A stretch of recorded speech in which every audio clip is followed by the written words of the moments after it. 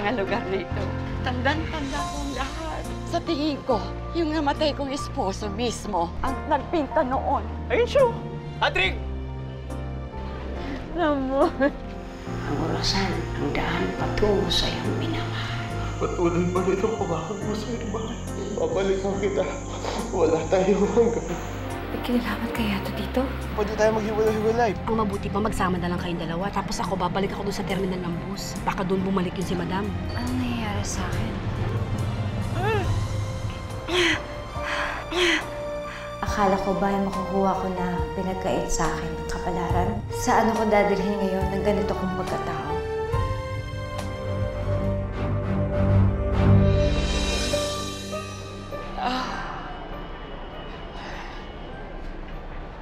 Nagbalik na ako sa dati. Ako na uli ang matandang Adora. Tuwing kailan mangyayari ang pagtanda ko.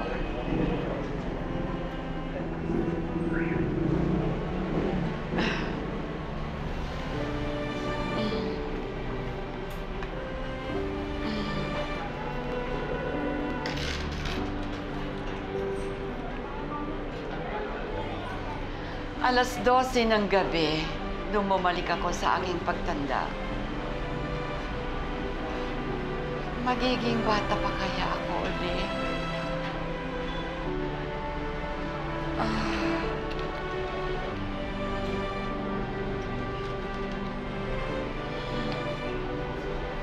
Ito na po, miss. Ba? Saan pa yung matamakay kanina dito? Apo ko yun. Nag-order muna siya para sa akin tapos umalis na. Sorry, ma'am. May senior citizen discount po pala kayo. Dali lang ha. Ito, sa kwenta mo ulit ha. Kasi sayang din yun.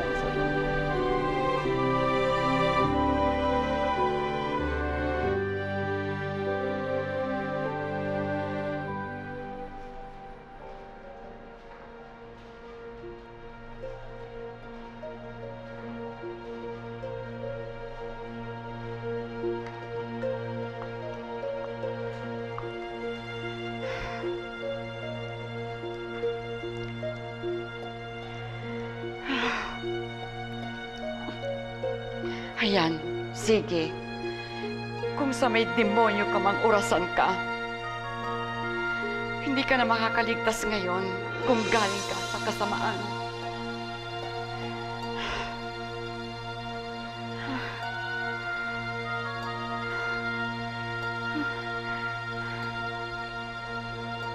Bakit walang nangyari? Kung ganun ang ibig sabihin, hindi ka galing sa demonyo. Ano bang kapangyarihan mayroon ka? At naibabalik mo ako sa aking pagkabata.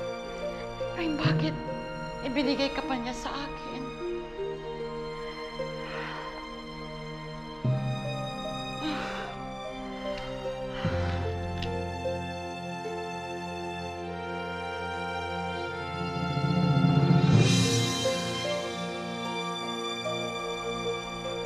Diyos ko.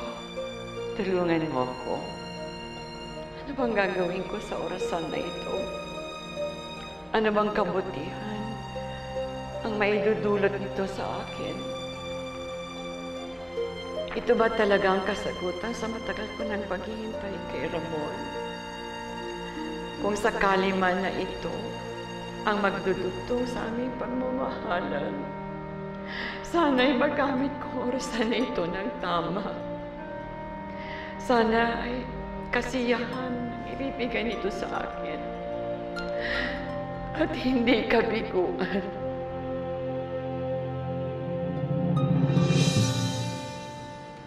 Hello, Susie. Ano? Anong balita? Nahanap mo na si Lola?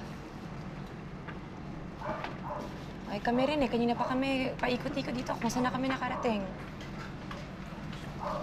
Sige, sige. Basta magtawagan na lang tayo. Okay, bye-bye. Ingat ka. Saan pa ba tayo pwede maghanap, ha? Baka pagod ka na. Gusto mo, ihatid na kita sa inyo. Eh, Pato, problema nga, wala akong matitirahan dito eh. Bakit ka naman luluwas ng Maynila na wala kang matutuluyan, ha? Alam mo kasi may job offer dapat ako dito. Eh, matagal ko nang pinagpaliban.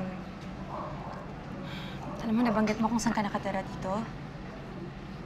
Actually, malapit nga yun sa kung saan dapat ako magtatrabaho eh.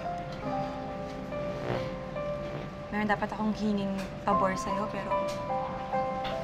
ikaw lang, nakakaya naman. Alam mo, Layla, hindi naman kita pwedeng pabayaan na lang eh. Kahit papaano, may pinagsamahan din naman tayo. Nahihiya kasi ako eh. Pagkatapos kitang hiwalayan. Pero... Pato, gipit talaga ako eh. Ayoko naman pagsiksikan yung sarili ko. Pero, wala talaga akong pupuntahan.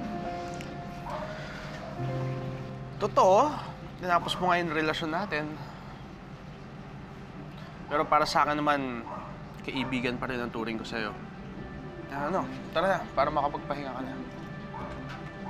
Teka lang, bayaran ko lang to. Tay, magkano po yun sa amin?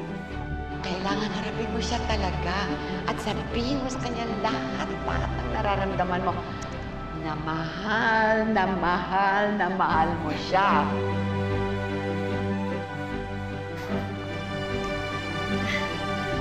Pato. Salamat ah. Namiss ko na kasi yung ganitong nagsasama tayo eh.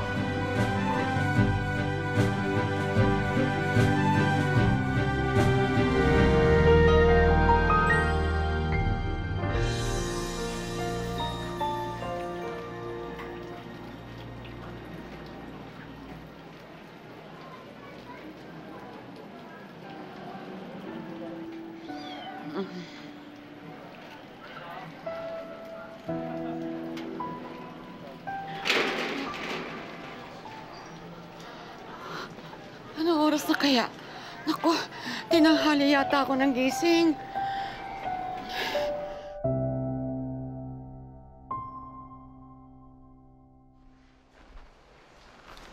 Oh, Pato, dali, kumain ka na. Pasensya na ha, ginalaw ko na yung buong kusina mo. Hindi, alam mo, ikaw dapat hindi ka na nag-abala eh. Actually, kape lang katapat ko, okay na ako dito. Sige, ako na. Magtitimpla ako ng kape. Umupo ko na. Hindi, okay na. Kaya ko naman magtimpla eh. Ano ba? Umupo ka na lang dyan. Umupo ka na. Hayaan mo na ako. Sabi mo sa akin kung anong gusto mo. Alam mo, wala lang to kumpara sa pagtulong mo sa akin. Pinatulog mo ako doon sa kwarto mo, tapos ikaw, doon ka sa studio natulog. Maliit na bagay lang to. Kaya hayaan mo na ako, pagsalbihan ka, ha? Okay? Anong gusto mo? Ate, okay na. Sabayan mo na ako. Please. Sarap yung luto ko, ha? Yeah. Ang dami, ah. Game, kain na. Sige na.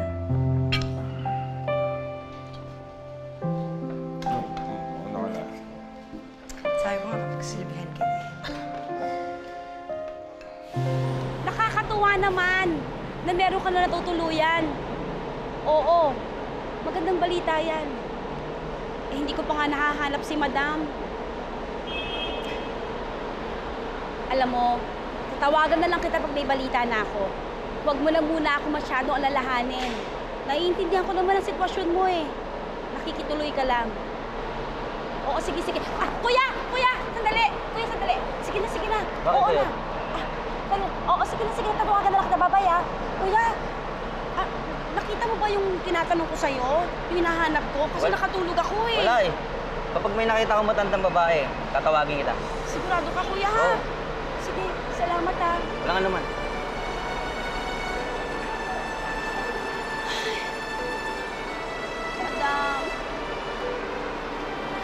Madam, sana naman maisipan mo bumalik dito. Kahit anong mangyari, maghihintay lang ako dito. Hindi ako aalis. Bumalik ka lang, magkita na sana tayo. Mabuti kaya eh. Balik na lamang ako dun sa terminal kung saan kami huling nagkitang tatlo. ko, sana nandun si Susie. Sana naman hinihintay nila ako. Ah. Ah. Nakakatakot naman ang itsura ng mama na yun. Ah.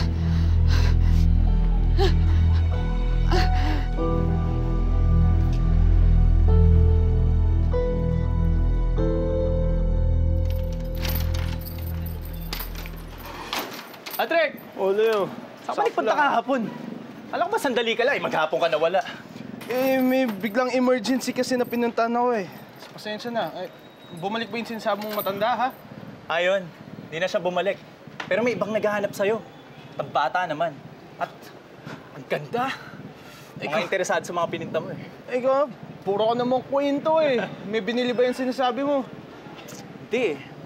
Pero, alam mo, tawag niya yung babae sa mga paintings mo. Siya? Oo.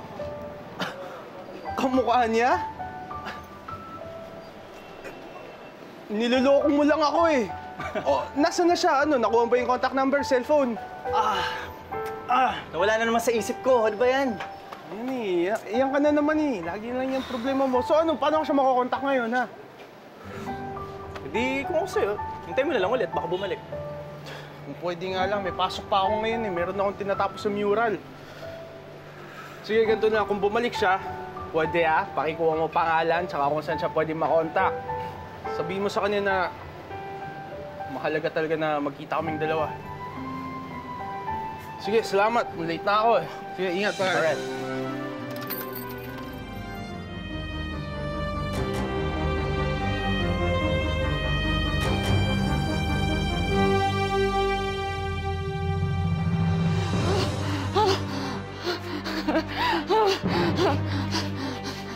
Maawa ka sa akin. Huwag mo akong sasaktan. Hindi ka masasaktan kung magiging masunurin ka. Bakit? Ano bang kailangan mo sa akin, ha? Kailangan ko? Yan, yung bag mo. Ibigay mo sa akin yan. Kung ayaw mong ibigay, bigyan mo ako ng 100. Bitin ako eh. Bitin. Hindi. Hindi ko ito ibibigay sa'yo. Hindi mo ibibigay. Akin na yan. Hindi, ayoko. Akin na yan, tanda. Akin na yan. Ayoko, Akin na yan, tanda. Akin na yan. Ayoko,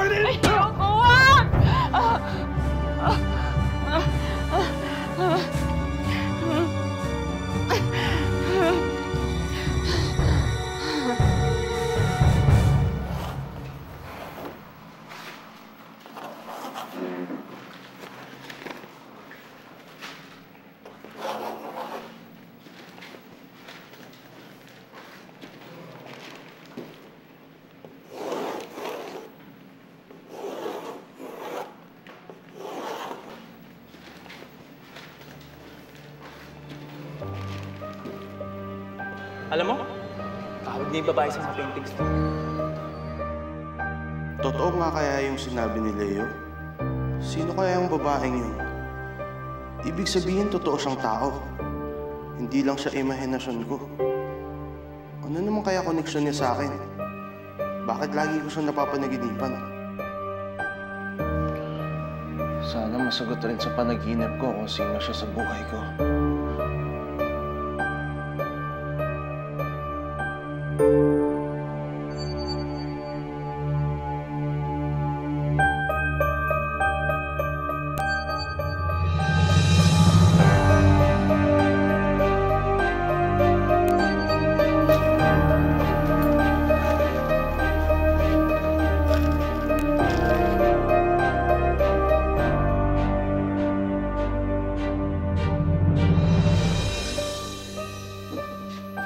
Sino ka? Asa yung matanda? Tika. Lasing na yata ako eh.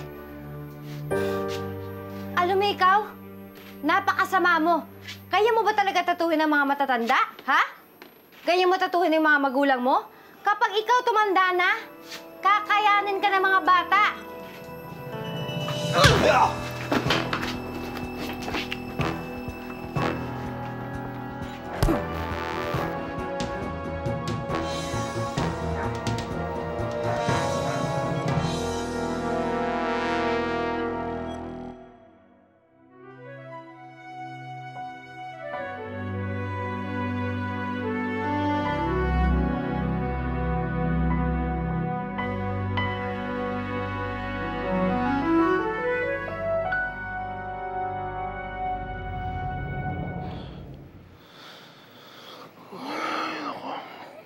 siya na naman.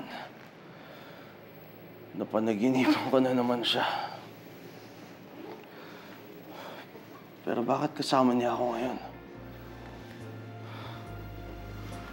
Bakit parang pamilyar sa akin yung pangyayaring yan? Parang nandun talaga ako. Parang nangyari na yung panaginip ko.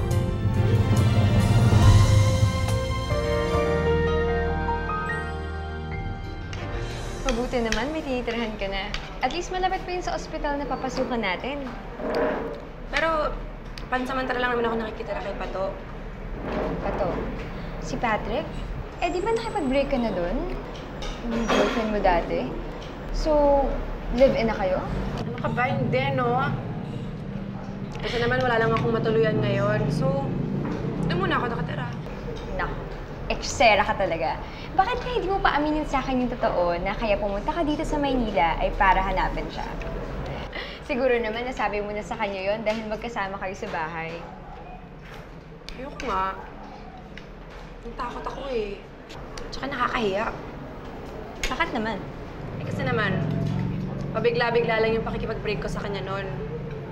Pero alam mo, Mags, nung nagkita kami, talagang naramdaman ko na miss ko na talaga siya. Kasi gusto ko talaga siyang yakapin. Pero, paano kung ayawan niya ako? Namimiss mo pala eh. Eh bakit kaya di mo tawagan? Hindi ba nakakahiya? Eh mahal mo ba talaga siya? Oo naman. Eh di go! Tawagan mo! Kumustahin mo? Sabihin mo gusto mo lang mag-hi.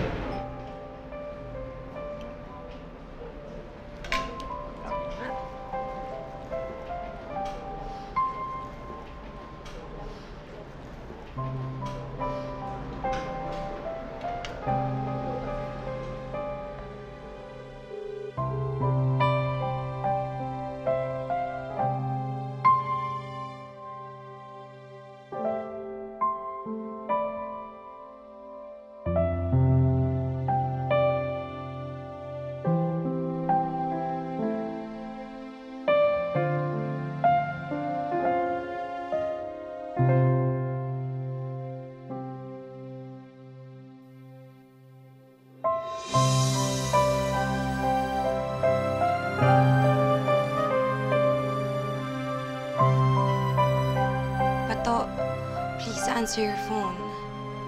Please, kausapin mo ko. Oh, ano nangyari? Eh, hindi siya sumasagot eh. Baka busy lang siya. Eh di tawagan mo na lang ulit mamaya. Or paano kaya kung umuwi ako ng maaga? Tapos ipagluto ko siya ng paborito niyang ulam. Aba, ang swerte naman ng Pataw na yan. May maid na may girlfriend pa. Anong maid? Hindi, no? Pero alam mo, Maggie, sabihin ko na sa'yo yung totoo. Kung kinakailangan man na ako pa yung manuyo sa kanya para magkabalikan kami, gagawin ko talaga. Gagamitin ko na yung pagkakataong to para magkalapit ulit kami sa isa't isa.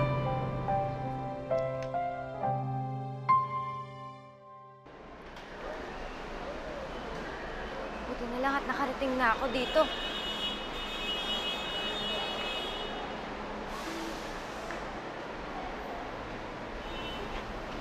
Ay! Ay ko! Tumingin ka naman sa dinadaanan mo. Pasensya na, miss. Pasensya na talaga. Talagang Susi! inaantok ako. Susi! Kilala mo ako? Yung mukhang yan! Diyos ko, buti lahat nagkita tayo! Sandali lang, miss! Kung baka hawak ka, parang close tayo, ah! Dito ka ba? Wala pala, hindi niya ako nakikilala.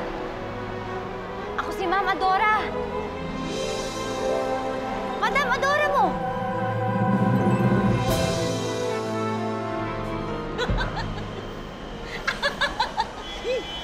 Ano ka ba? Miss, kinikilabutan naman ako sa mga sinasabi mo. Di ba?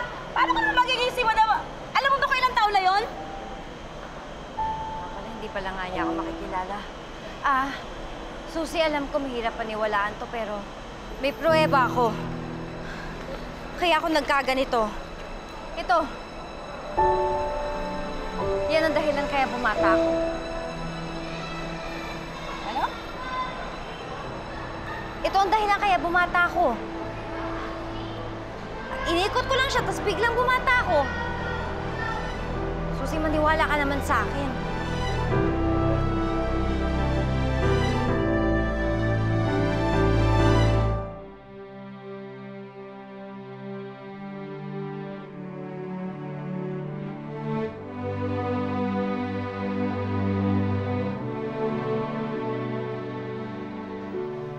Dati mag-isa ka lang pinipinta ko.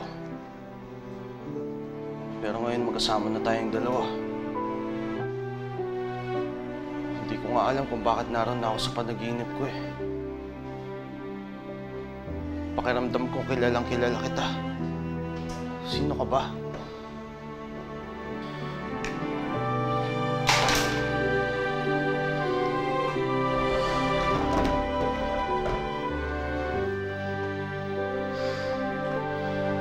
Parang naman ako sira nito eh. Tinatanong kita, alam ko naman di mo ako masasagot. Alam ko, mahirap paniwalaan. Naman, sabi nila maraming manloloko dito sa Maynila. Hindi ko naman alam na ganit. Alam niyo po, kasi nasabi niyo yan, ha? Paano ko naman mapapabatayin ng kay Madam tong orasan na to, ha? Alam mo, dahil ko pa ang plastic surgery sa pagsisinungaling mo, eh. Dahil ko pa yung botox, paano mangyayari yun?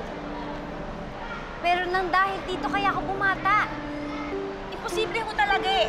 Alam mo, kung kunyari, tumanda ka mismo sa harapan ko. At o kunyari, mismong ikaw sa Madam, sa harapan ko, baka siguro maniwala ako. Saka mismo manloloko ka, wag naman yung ganyan. Alam mo na problema na ako, hinahanap ako dito eh. Susi, bumalik na ako sa pagtanda. Pero hindi ko lang alam kailan ako babalik ulit.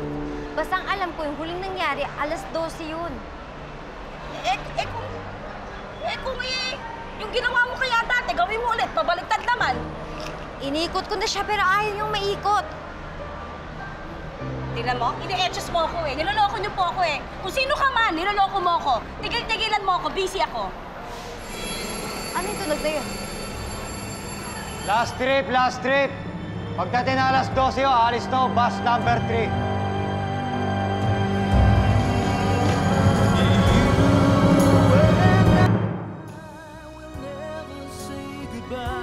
Ayaw na pabuksan to ng may-ari. May kaso ang pwesto to eh. Diba nasabi ko naman sa'yo? Paano yung mga gawa ko? Bago to ah. Dati solo portrait mo lang. Ba't ngayon? Dalawa na kayo. Don't tell me. In love ka. Kasi yung babae sa painting ang pinagkakabala mo. Nandiyan naman ang ex mo, na alam mong totoong-totoo at may mag-aasikaso pa sa'yo. Dapat po yung lakas ninyo, ipinofocus po ninyo doon sa pag-ayos po ng negosyo ninyo na plano po talaga nakawin nung walang hiyaan yung apo. Pag-uutugin ko yung ulo nila. Hindi panunugod ang solusyon sa problema natin ngayon. Saka kahit magkatala ka sa harapan nila, hindi ka naman nila makikilala eh. Miss, ano meron? Mag-a-apply kami ng trabaho. Huwag mo sabihin sa akin, madam. Mag-a-apply ka sa sarili mong kumpanya.